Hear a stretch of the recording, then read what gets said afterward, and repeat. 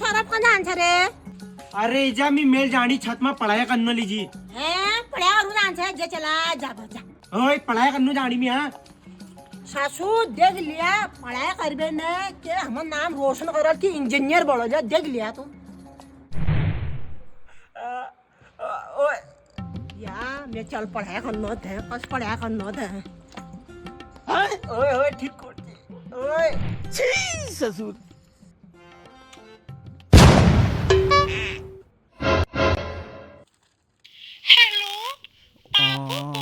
hello